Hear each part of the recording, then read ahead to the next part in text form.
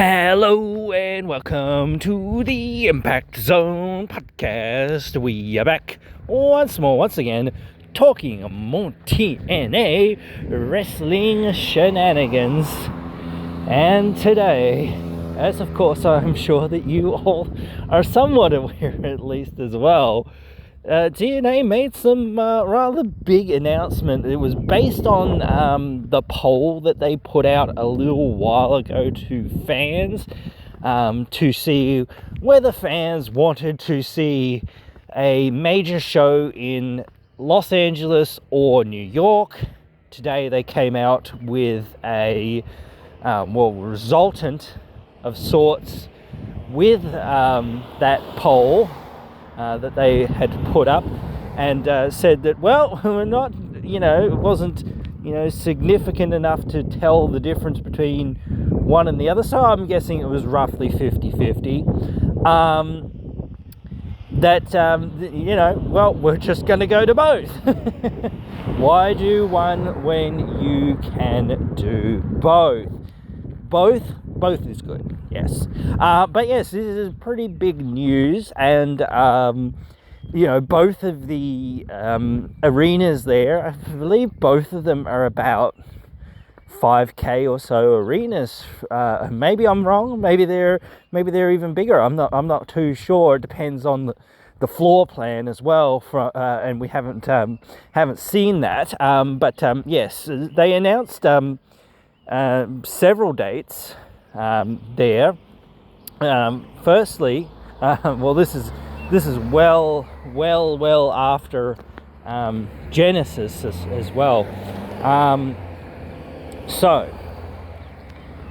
Yes, actually I want to put these in date order. So it's a little bit of a finagling here, because I want to read these in date order instead of just in the order that they're written. So hang on, let me just reread through this. TNA is bringing major pay-per-views events to New York and Los Angeles. More than 1 million votes were cast in the poll. There was no overwhelming winner between the two, LA or New York. They're coming to both cities. Rebellion, I'm just going to read it how they've put it. Unfortunately, I can't. There's too much text here to read through it and try to pass it all together, unless whatever.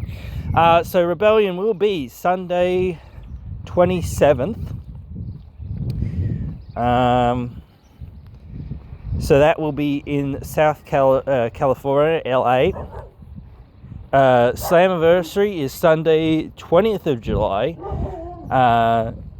in New York. So the New York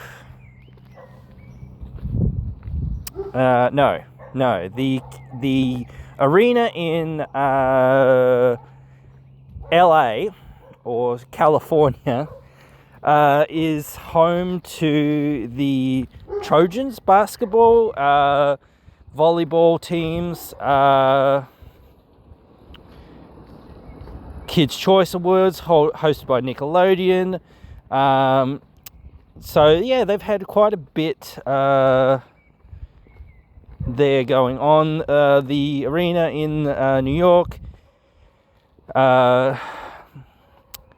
for the New York Hockey League or National Hockey League there. TNA is going coast to coast here. Tickets for both events will go on sale on Friday, December 20th, starting at 10 a.m. local time. An exclusive pre-sale on TNA Plus subscribers Wednesday, December 18th. The mega on sale also includes events in March in El Paso, Texas, and St. Joseph, Missouri. So those were the other two events. They've got meet and greets for these events. We'll get more information about those. They've got titanium ticket packages. Right. So, here we go. This is what I wanted. I wanted just a list of. I mean, this is like, we still don't have anything, I guess, listed in February, but now we've got things listed in March, April, July. So yeah, there's quite a lot here. So first, after Genesis, I don't suppose this is literally the first, but the first sort of things that we do have confirmation are the tapings in El Paso, Texas. Then in March in St. Joseph, Missouri. Then in April in Los Angeles, and then in July in New York. So obviously Bound for Glory will be in October.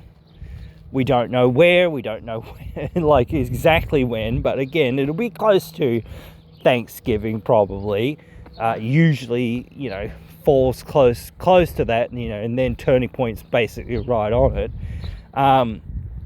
So yes, this is a lot to, I guess, digest.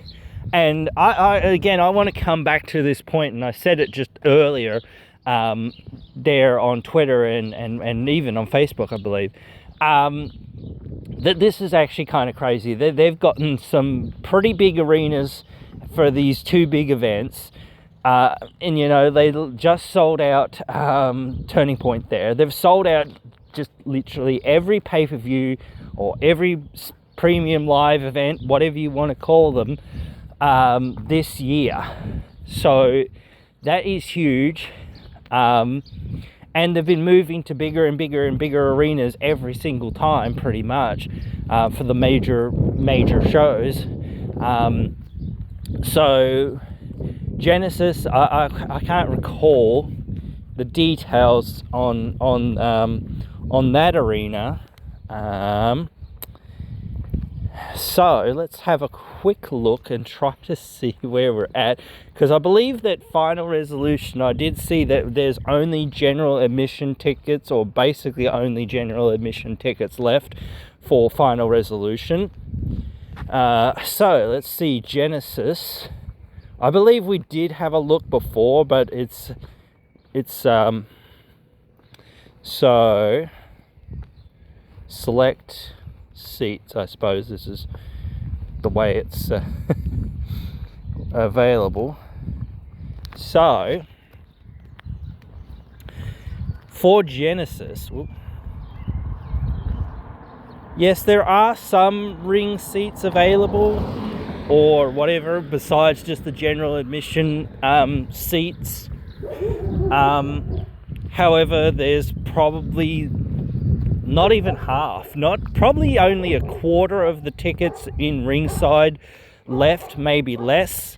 So that's nearly sold out the ringside seating, and I'm sure there's a lot of general admission that's already gone as well in that. So that's doing well as well. So Final Resolution probably will be sold out or close to being sold out. I'm pretty sure it will sell out, just because, the idea of them not selling out one show in the year is at this point a little bit crazy. Or even if they're didn't quite sell out, it'll be close enough to be, a decent house and a decent show there for them as well. Genesis, again, it looks like they're on track to sell out. So you look at these other events and you look at the success that they've had in the last few weeks and whatever else. Last year they have, just like sell out. And I know it's one of those things that I know things are getting tough in the US in many ways, and we've sort of touched on that here and there throughout, and I've suggested even saying, hey, how about just not going in the US for a little while because, you know, it is a very oversaturated market in many ways. You've got not just the indie shows, you've got AEW and you've got WWE to compete with. Plus WWE, we always say, and all these other events have to compete with whatever bands are touring, you know, the Rolling Stones or whatever it is, Kiss, like I'm just making examples here. I'm not saying that these guys are literally touring, but, you know, like some of them are and whatnot. But yes, like same with UFC, with whatever else, baseball, whatever else, basketball, whatever else is going on, football, you know, there's so many things that are competing for people's entertainment budget. And, you know, TNA isn't perfect. I will put out people saying, you know, that they, you know, some of the things that, you know, aren't working, or, you know, but the thing is, you know what, despite all of that, you know, like, don't fix what's not broken.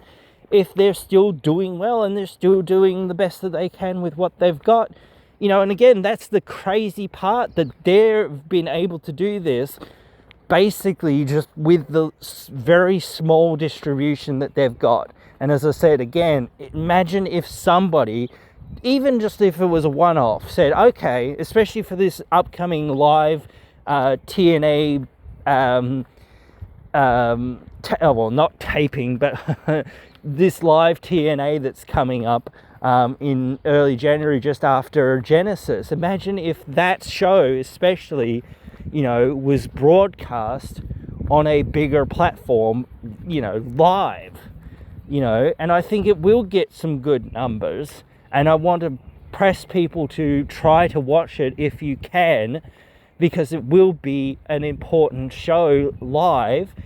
Maybe you can't, maybe you're not in the right area for it, but I really want to start trying to, because we need the numbers. We need to show them, even if it's not going to be, you know, broadcast somewhere else. People want to watch this show, but it's just that people either can't watch this show because of where it is, or, you know, the network it's on, or because, hey, well, yes, we do want to watch it, but we want to watch a live show and we don't want to have all these spoilers and whatnot. You know, people watched through the pandemic, and that was probably the worst of, you know, the wrestling, because it was dull without the fans, but twice as many people tuned in because, hey, we don't know the result. You know, yes, there were other factors involved in that and whatnot with AEW and whatnot, but still, I think, you know, people would tune in again in similar numbers again, you know, and like, just like if this one-off live showcases that, even on their, you know, I want to say puny network, then we can really start saying, hey, look, come on, you know. That's what I really want to do. I really want to, you know, push this, not narrative, but sort of this, you know, thought out there for people to say, hey, you know, this is a really good show 99% of the time, you know, and we want to tune in to see it. The only things that really stop people from tuning in are the small network and the fact that it's taped. If it was, you know, even if it was live one week and then taped the next week or something, that would be better, you know. I don't know whether it would always be better, because you've always got that issue of saying, well, how do we get people to turn up to a show that's on a Thursday night? And like, it's one of those things. WWE has drilled that into people turning up on Monday, you know, which is even more crazy, because Monday is probably in theory, one of the worst days to sort of turn up to a wrestling show, because you've just started work. You know, Friday might be in theory a good day because, yes, you've just gotten off, your week of work. But especially if you're younger, or whatever, early 20s, whatever, that sort of thing, you want to go out with your friends, have drinks and try to, pick up girls or whatever, that sort of thing. That's what younger people are doing. They're going out to the clubs or whatever it is. They're not, doing this sort of thing. It's sort of something for people that are, a little bit beyond that, or maybe who are really obsessed with it, perhaps. But it is something, for people that are a little bit older or even a little bit younger at times. You're not really going to catch that demographic, I don't think, very much. I think the perspective of people saying, oh, we've got to catch that demographic, well, no, you really don't, because what they're interested in really, you can't find in wrestling. It doesn't really offer that to them. It really appeals to young kids and people who are older and people who have kids and that sort of thing. People who have sort of slowed down and said, oh, well, I'm not going to go clubbing. I've got my wife or I've got my girlfriend or whatever it is, and I'm just going to, sit back and watch some good old wrestling and whatnot. So, yeah. But again, it's just one of those things. I think the transition period of people coming to the shows and understanding, we've got to come there, it's a live show or whatever, and this is broadcast live to TV and that sort of thing, is one of those things that people need to get used to initially. I think once it's going and once it's sort of a happening thing, or it's, whatever, I feel like then people will be more adjusted to it, and it is one of those things, like maybe selling these things as a package or whatever. If you buy the pay-per-views or the premium live events, whatever, you get a ticket or so much off your ticket to the upcoming TV broadcasts, or whatever. Just incentivize people, especially for the new show, to come. It's like, oh, this is the first time we're doing a live thing in like 8-10 years or whatever it is. Dude, that's important. It's really important. As I always say, every single time or almost every single time we look at what TNA is doing, they're doing something big, something, more. They're doing something. They've always got something coming and something going, in a sense. This is major news. It's not like Tony Khan's major announcements where he's, saying, oh, I've got a major announcement coming next week. This just came out of effectively nowhere. A poll that was on their site there.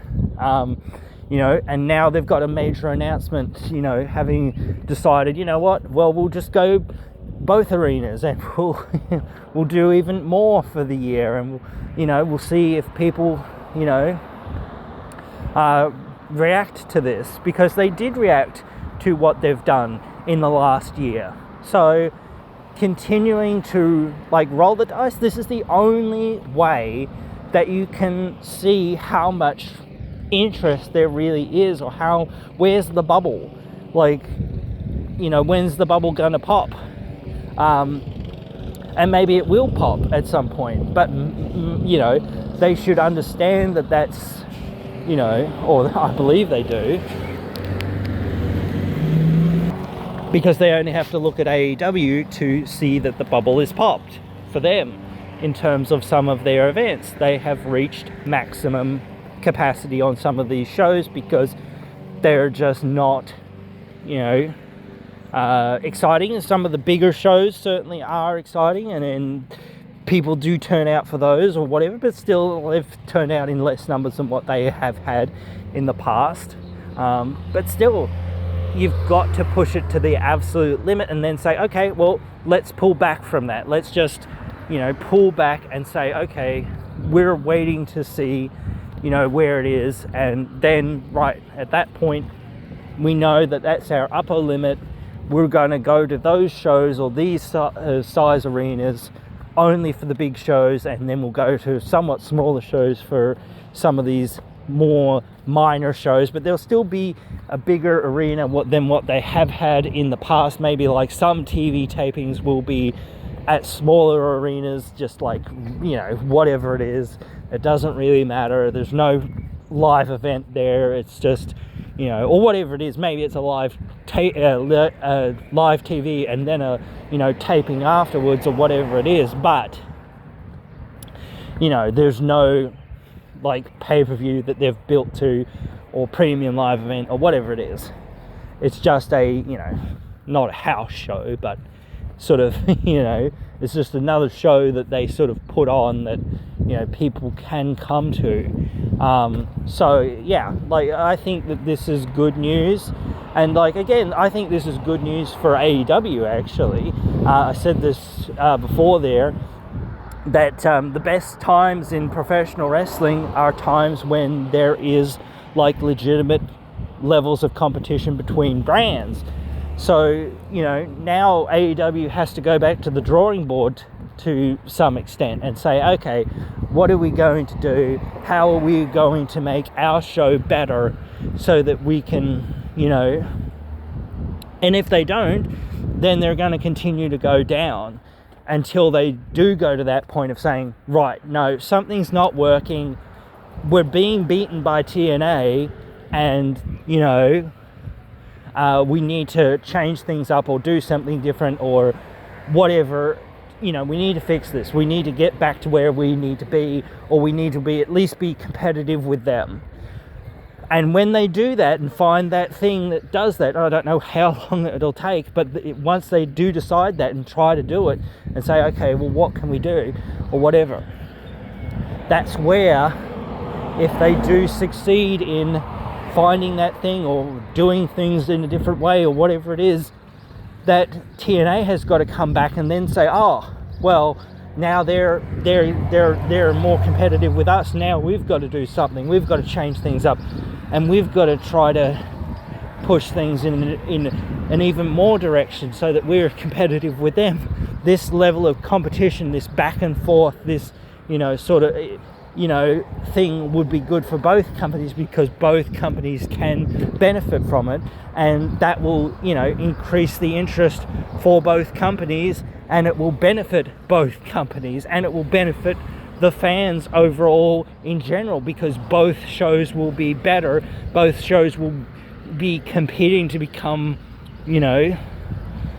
the absolute number 2 or whatever it is. And when that, as I said before, if that number 2 spot is heavily contested between these two companies, it's actually a lot better, because there's no way that anyone, no matter who you are, can compete with WWE. It doesn't matter. You're just offering an alternative to WWE.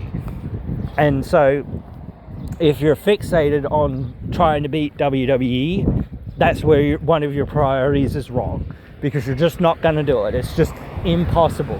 Just saying, no, we're going to try to offer something different, but something that's still,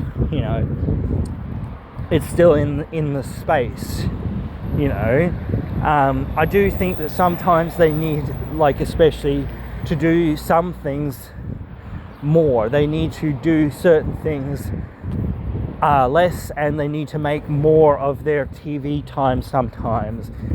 I think the 2-hour shows are like one of the best formats of shows if you do it right. If you, like I said before, that they need to tighten some things up and whatnot, because you do not have a lot of time.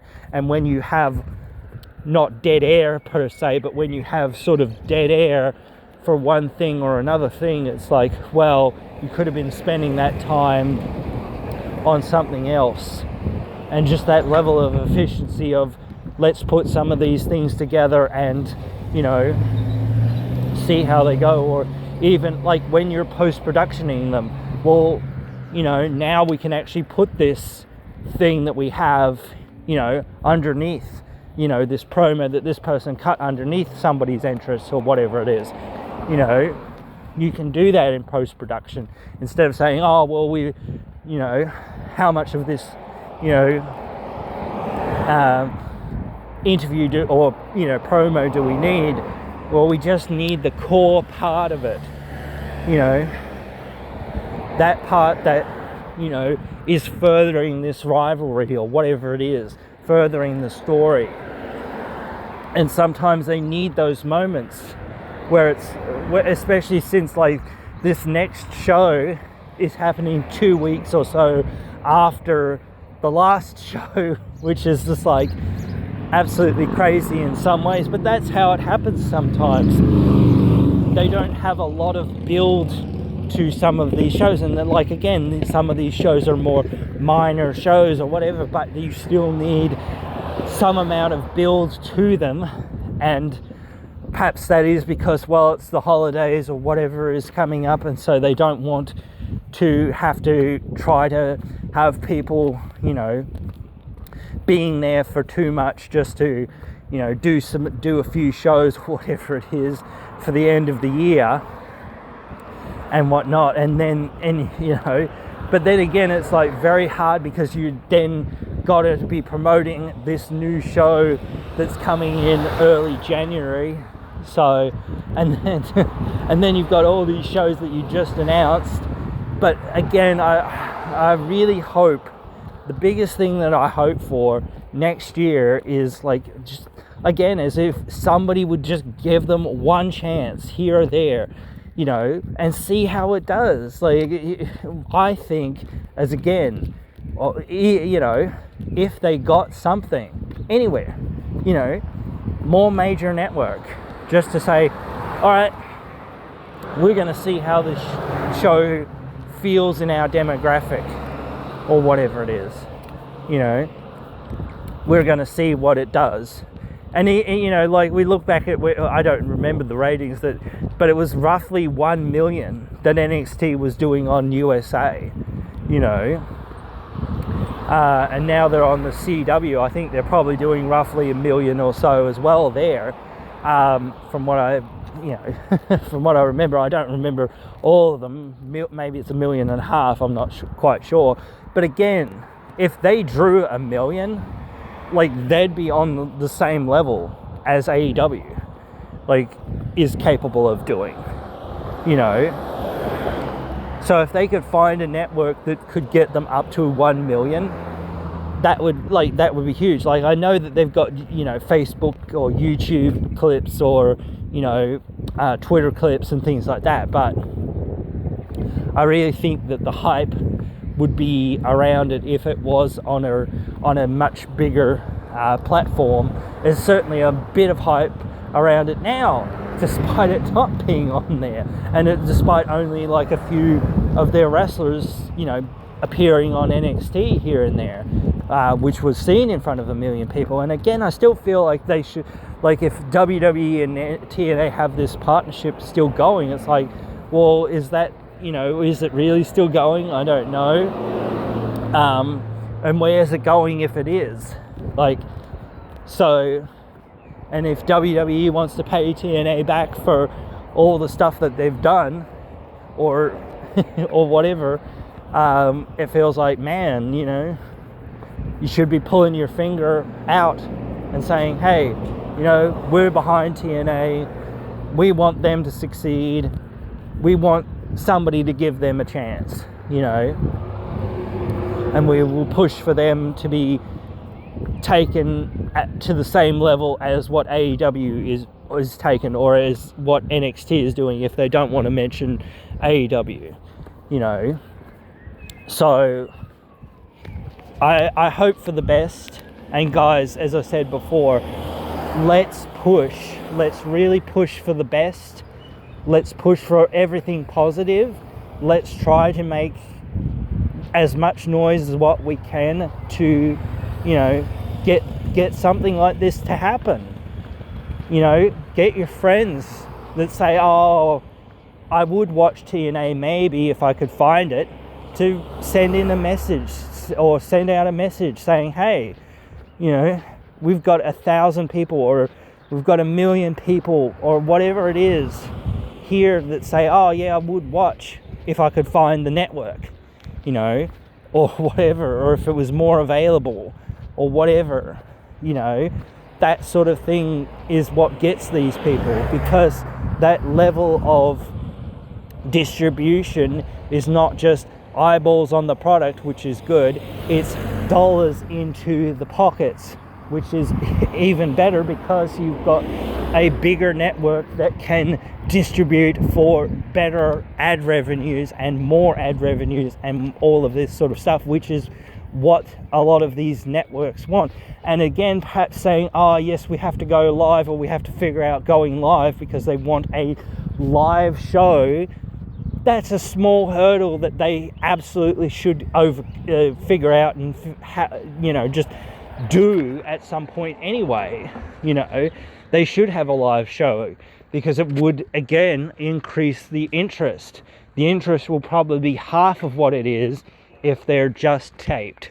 But if they're live, and even if it's live half the time, it's like, well, you know, out of every 2 weeks, every fortnight. That is where they could be, again, really successful one week and really a lot less successful the next. But, you know, in seeing that difference, you can go, well, you know, we really have to go as live as possible, because that is where we have more interest. And some shows, some matches or whatever can be that, where it's like, oh yes, this is a big match, so even if people know the result, they might tune in, you know, but still, that it will be more rare than what if people don't know the result and there is a major match. So just having both of those together is a recipe for, you know, saying, oh, let's better tune in, you know, what's going to happen here. Or something happens on pay-per-view and then you have a hot angle, you know, the next, well, not next week, but on the next taping or whatever it is, people want to see that. And that's some of the things that I do feel that they need to do. They need to create some of these hot angles on pay-per-view as well. What's next for this person? They've done it here and there, but they just need to do it more, because without that, you know, sense of, oh, well, what's next? It's like, well, yeah, I can tune into TV, but if there's nothing to hook me into tuning into TV, then why am I tuning in? Besides just the fact that I'm a regular watcher and I still want to know what happens next, you know. But anyway, guys, I hope you have enjoyed this one. I hope you guys will join me again in another one.